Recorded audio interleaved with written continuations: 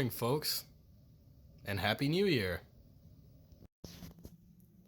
I figured I'd show everybody how with the times I am by pulling out my PS2. You know, because the PS2 never goes out of style. The immortal console will forever be the best.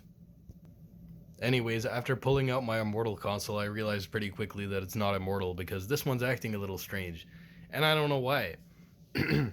Now, it reads PS2 games just fine. And in fact, it reads PS1 games just fine. But the issue is, it won't read the PS1 games very well if it's standing like this. And I'll show you what I mean. So here, I'm about to start it.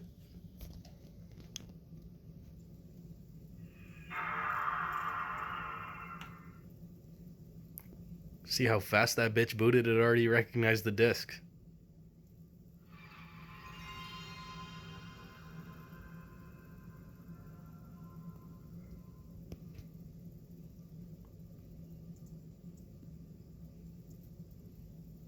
Nine, 8, 9. Oh, hang on. No, it didn't do it yet. See? Quick and painless, no issue. Now check this out. Now I've got the darn thing sitting vertical. Let's see how long it takes to boot. First of all, you can already see something's up.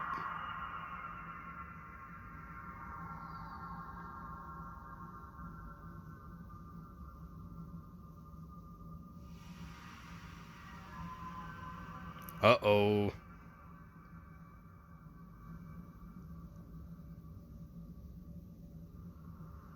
Still nothing.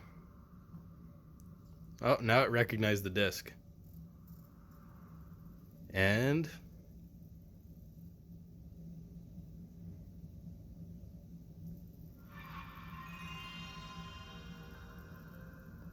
there it goes. Why did that take so long?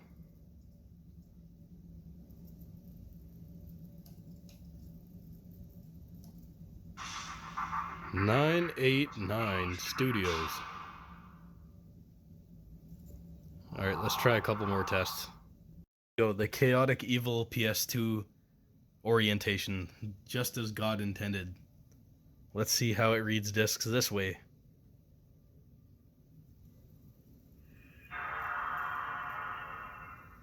Again, it was so fast.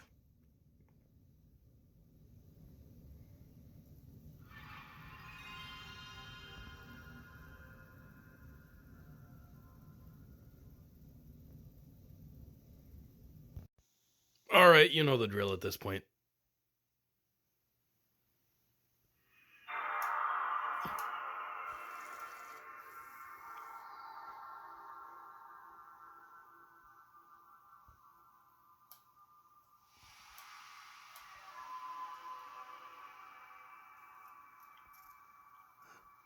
That's strange.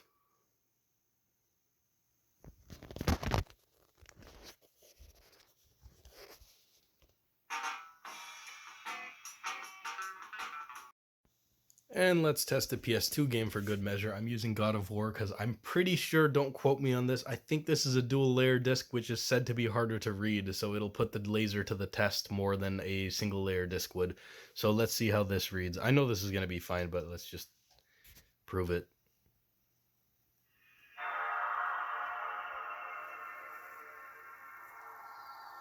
Takes a little longer than the PS1 game.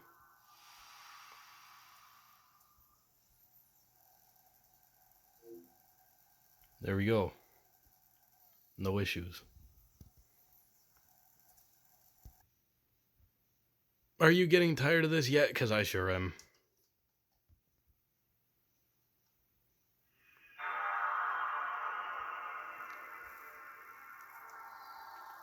Note how it has no issues doing this with a PS2 game or a DVD. See? That was about the same amount of time as it was when it was horizontal, so I don't know what's going on with this thing.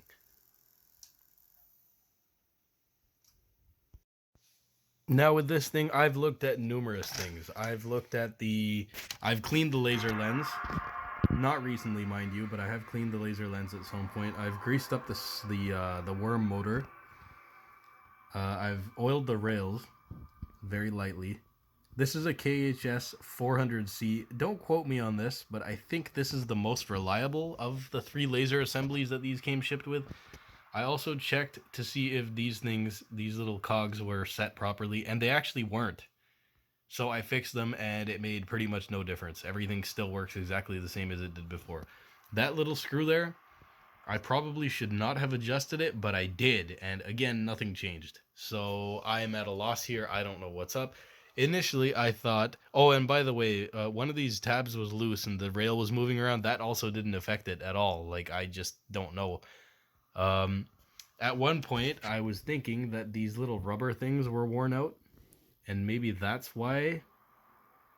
I thought maybe when the PS2 is lifted this way, the assembly moves that way, and then it becomes out of focus, or it becomes misaligned. But then I remembered that the laser and the spindle motor are both attached to it, so the whole thing moves as one unit, so that theory makes no sense.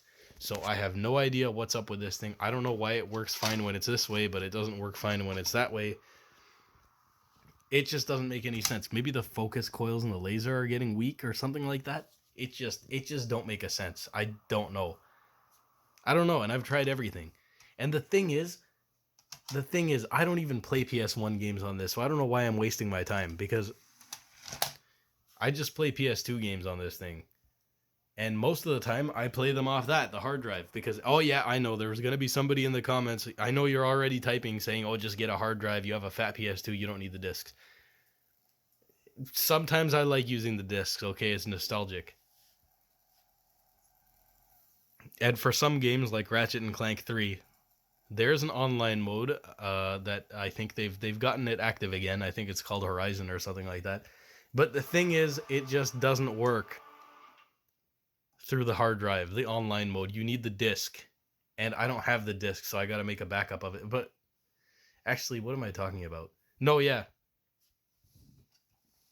you need the disc to play that game online, because it just doesn't work. And using it through the network, I don't like messing with that. It's too much work.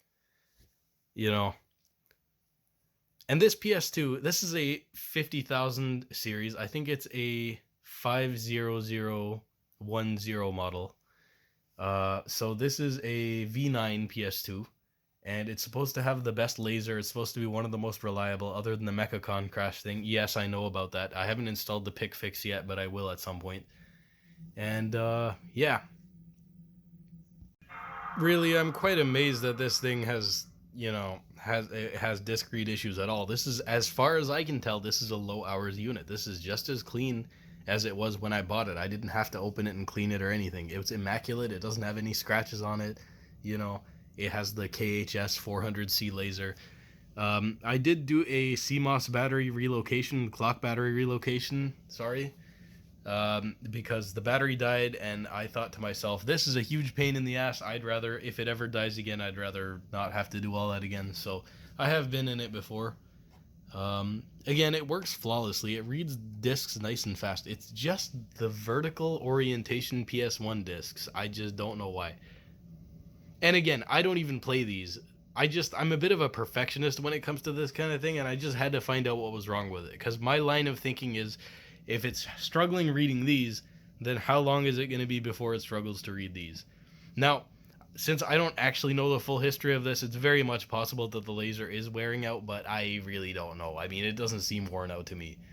So, who knows? Whatever, I guess I'm just going to have to ignore it then, because again, for the last time, I don't even play these. I use the DuckStation emulator. So, not a big deal. Oh yeah, you want to know a neat trick for playing backup copies on a stock PS1 or PS2? Put in a real PS1 game. You have to be in the browser, by the way. Be in the browser. Put in the PS1 game. Oh, look how fast it loaded up. And then grab your backup. This is going to be kind of annoying with one hand. So this is a backup copy of Crash Bandicoot. It's not in the best shape. I don't know what that black dot is. I really shouldn't be putting stupid things like this in my PS2 knowing it has a Mechacon crash issue. So then you grab the disc. Then you quickly throw this back in. This is much faster this is much less fiddly with two hands. And then you select the disc.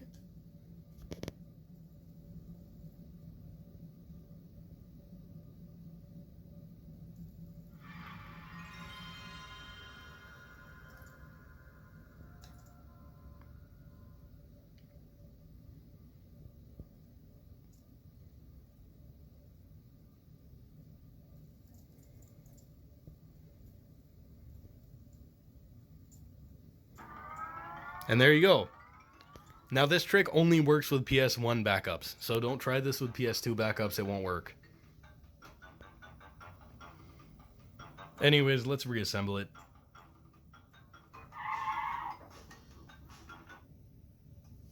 Here we go. It's all back together.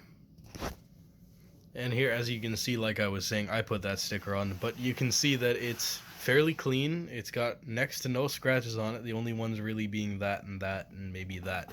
And honestly, the camera doesn't do it justice. It looks much better in real life. You know, it's got the network adapter, the official one. I have a 160 gigabyte hard drive in there because I was too lazy to go fish out one of my 2 terabyte drives from wherever they are. I don't really play that many games anyways, so that's plenty for me. Here it is. Oh, and by the way, here's the model number and everything. See? The N just means that it was a it came with a network adapter. Wow, 93 watts. This uses way more power than the slim one did, I think. Oh well. Also, this one does have a broken AV port. I was playing one day and my parents' dog saw the mailman and he ran straight through the cord and pulled it so hard that it cracked the port. That sucks. That really sucks. But it's fine. It doesn't have any issues. It just looks broken. It is broken, but it hasn't affected the functionality at all, thankfully. At some point, I will have to replace that. Unfortunately, I think you can only get them from donor PS2s. It's not sold as a part anywhere. So that sucks. Maybe I'll put RCA jacks or something on the back, component jacks. I use component mainly. Oh well, what can you do? Maybe I'll do the HDMI mod. It's very expensive to get it here in Canada, so maybe I'll find some other way to do it. But yeah, let's see what we can do. I love this thing so much. I feel like I like looking at this more than I like actually playing it. Even though the games are great too, don't get me wrong. When I had a PS3, I spent the majority of my time playing remastered PS2 games on it. I barely ever played any actual PS3 games unless my friends were asking me. I mean, I played a lot of PS3 games like Call of Duty with my friends, but when it came to offline games, it's all PS2 games, or pretty much all PS2 games.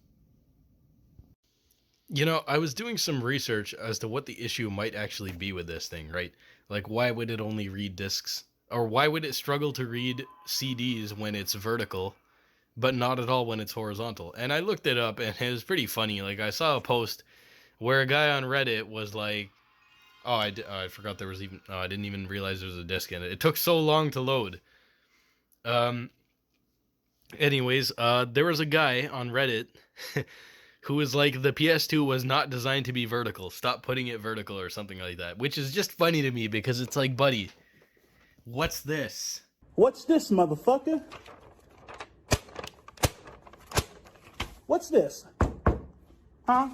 What's this? What are these?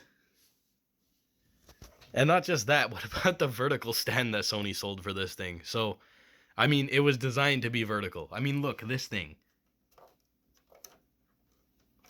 You can't tell me this wasn't designed to be vertical. Is being vertical the best for it? Debatable. I don't see why it would harm anything. I don't know why this one isn't working right when it's vertical, but that's just the way it goes. Anyways, thanks for watching, folks. and Happy New Year. I'll see you next time.